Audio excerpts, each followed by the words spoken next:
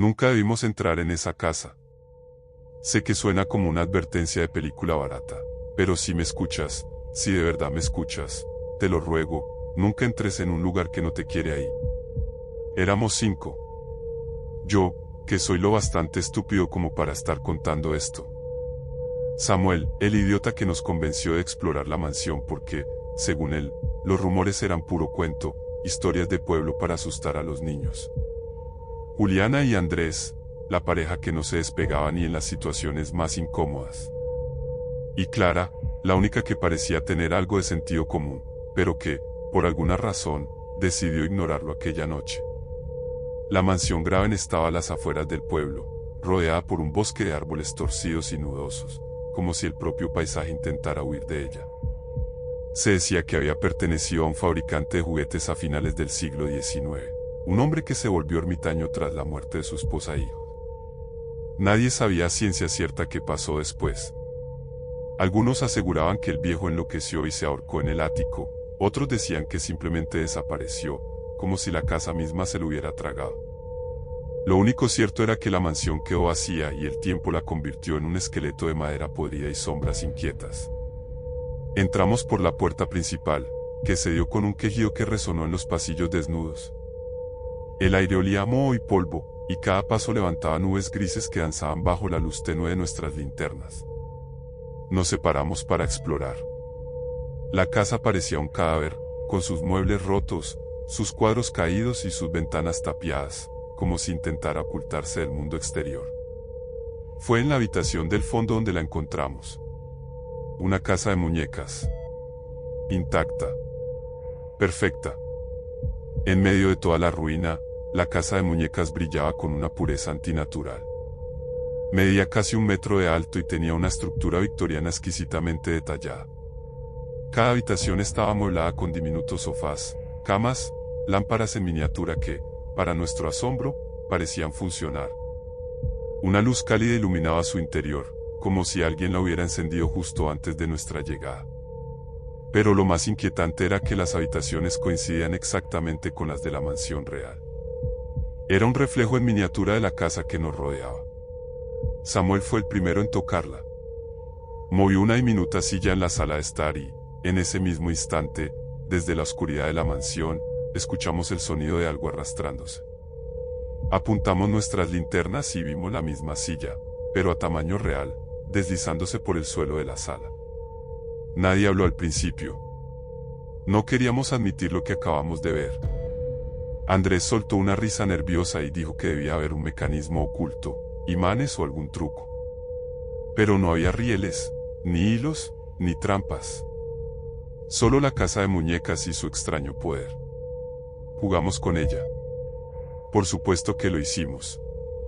Movimos lámparas, abrimos puertas, incluso colocamos una figurilla de porcelana en la ventana y vimos con asombro cómo, en la mansión real, una sombra aparecía en la misma ventana. Nos reímos. Nos maravillamos. Hasta que notamos algo. Había figuras dentro de la casa de muñecas. Figuras que no habíamos visto antes. 5 pequeñas siluetas. 5 diminutas versiones de nosotros mismos. No recordamos haberlas puesto ahí, pero ahí estaban. Inmóviles. Frágiles. Y entonces, en la penumbra de la habitación, la luz dentro de la casa de muñecas titiló. Y en el piso de arriba, donde en la mansión real no quedaba nadie, una puerta se abrió sola. Si hubiéramos tenido algo de sentido común, habríamos salido corriendo en ese instante. Pero nos quedamos. Nos quedamos porque el miedo es una bestia extraña, puede paralizarte o volverte temerariamente curioso. Y nosotros, estúpidos como éramos, quisimos ver hasta dónde llegaba el juego. La casa de muñecas siguió haciendo cosas. Primero, detalles pequeños. Una puerta en miniatura que se cerraba sola y, al mismo tiempo, la puerta de la habitación real se cerraba con un chasquido. Un vaso diminuto que caía en la casa de muñecas, y segundos después, uno de los tarros polvorientos en la mesa se volcaba sin explicación. Nos reímos nerviosos, pero entonces Clara se fijó en algo: las figuras en miniatura no estaban donde las habíamos dejado. Se habían movido. Y estaban más cerca de la puerta. Juliana preguntó si alguien las había tocado. Nadie lo hizo. Nos agachamos a observarlas con detenimiento. Era imposible negar que se parecían a nosotros, 5 pequeñas versiones de carne y hueso transformadas en cera. Samuel tomó la figura que me representaba y la levantó con una sonrisa burlona. Y entonces me retorcí de dolor. Una frialdad insoportable me recorrió el cuerpo, como si una mano invisible me estrujara las entrañas. Samuel soltó la figura y el dolor cesó de inmediato. Se quedó mirándome con la boca abierta, y yo solo atisbé a sostenerme las costillas, respirando con dificultad. Clara dijo lo obvio, no podíamos tocar nuestras propias figuras. No podíamos hacerles nada. Aquello ya no era divertido. Esa noche debimos huir, pero Samuel insistió en volver. Quiso grabarlo todo, documentarlo, demostrarle al mundo lo que habíamos encontrado. La maldita arrogancia lo cegó, y nosotros, ciegos también, volvimos a entrar a la maldita casa. ¿Y fue entonces cuando lo vimos? En la casa de muñecas, nuestras figuras en miniatura no estaban solas. Había algo con ellas. Algo alto, encorvado, con extremidades lánguidas que se estiraban como ganchos de marioneta. Una sombra sin rostro, sin ojos, pero con una boca. Una boca grande, imposible, cosida con hilos negros como si el creador de aquel abominable objeto hubiera intentado sellar algo que nunca debió ser visto. Y esa cosa estaba con nosotros, acechando a nuestras figuras, avanzando poco a poco hacia ellas. Y entonces los escuchamos. Pasos en el piso de arriba. Lentos, arrastrados. Un crujido pesado en la escalera. Samuel levantó la linterna y el haz de luz tembloroso reveló una sombra enorme en la pared. Nos quedamos helados. Aquello no podía ser real. No podía ser cierto. Y sin embargo, lo era. Podía olerlo en el aire, una mezcla de polvo rancio y carne putrefacta, como si la casa misma exhalara su último aliento. Juliana se echó a llorar.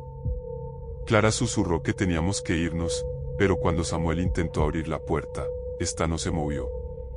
Bloqueada. Sellada. Como si la casa hubiera decidido que ya era demasiado tarde para nosotros. Fue entonces cuando entendimos lo peor. Nuestras figuras en la casa de muñecas eran algo más que representaciones. Eran nosotros. Si les pasaba algo, nos pasaba a nosotros. Si se rompían, nos romperíamos también. Y la cosa en la casa de muñecas seguía avanzando, cada vez más cerca de nuestras pequeñas y frágiles versiones. Desesperados, tratamos de encontrar una salida.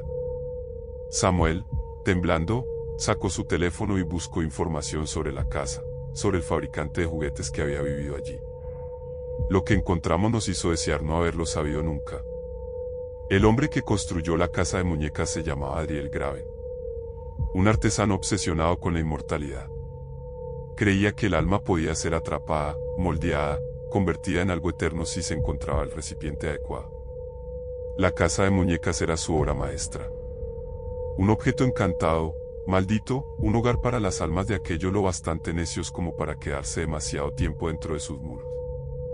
Nosotros éramos sus nuevos inquilinos. Y la cosa que se arrastraba por las escaleras venía a reclamarnos. No tardamos en entender que la casa de muñecas no solo reflejaba lo que pasaba en la mansión, sino que predecía lo inevitable. Una noche, al asomarnos a su interior, vimos algo que nos heló la sangre, versiones en miniatura de nosotros mismos, inmóviles, frías, cada una colocada en una posición macabra. Félix y Camila parecían tirados en el suelo de la maqueta, con los cuerpos doblados en ángulos imposibles. Yo mismo estaba allí, con el rostro desencajado en un grito que parecía imposible de callar. La desesperación nos devoró. Camila gritaba que debíamos salir de la casa, que no importaba lo que hiciera la miniatura, mientras Félix insistía en que debíamos destruirla. Pero la casa de muñecas nos tenía atrapados en su danza macabra. Cada paso que damos dentro de la mansión era registrado allí, cada acción respondía con un eco perverso. Las sombras en los pasillos se hicieron más densas. Algo acechaba. No lo veíamos, pero lo sentíamos, la respiración helada en la nuca, el crujido de la madera que no debería moverse, el peso invisible que deformaba el aire a nuestro alrededor. Félix fue el primero en desaparecer. No lo vimos irse, solo nos dimos cuenta de que faltaba cuando su miniatura se desplomó en la casa de muñecas. Corrimos a buscarlo, pero lo único que encontramos fue una marca oscura en la pared, como si algo se lo hubiera llevado al otro lado. La idea de escapar quedó sofocada cuando entendimos la peor parte. La casa de muñecas nos tenía encadenados. Si la destruíamos, si la rompíamos en 1000 pedazos, ¿qué pasaría con nosotros? Nuestros reflejos estaban atrapados allí dentro, y sabíamos lo que eso significaba. No podíamos huir, no podíamos quedarnos. Solo podíamos jugar su juego, o romper las reglas. En el clímax de nuestra desesperación, Camila tomó la decisión. Corrió hasta la casa de muñecas y la levantó con ambas manos. Me gritó que debía prenderle fuego. Mis manos temblaban al encender el mechero. La madera seca ardió con facilidad, y en el instante en que las llamas lamieron los muros en miniatura, la mansión misma comenzó a temblar. Las paredes se agrietaron. El techo gimió como si la casa estuviera gritando de agonía. Algo dentro de las sombras rugió, una voz que no era humana, una furia sin nombre. Corrí. No miré atrás. Escuché el grito de Camila apagándose entre el estruendo de la madera derrumbándose. Cuando logré salir, cuando mi cuerpo se desplomó en la tierra húmeda, solo quedaba un montón de escombros humeantes. Estaba solo. No supe cuánto tiempo estuve allí, respirando el polvo y la ceniza, sintiendo la noche envolverme como un sudario. Regresé a casa. Intenté olvidar. Pero al entrar a mi habitación, lo vi. Sobre mi escritorio, impoluta, intacta, estaba la casa de muñecas. La misma casa. Con las mismas habitaciones. Y en el centro, una miniatura de mí mismo, mirando hacia arriba, con los ojos llenos de horror.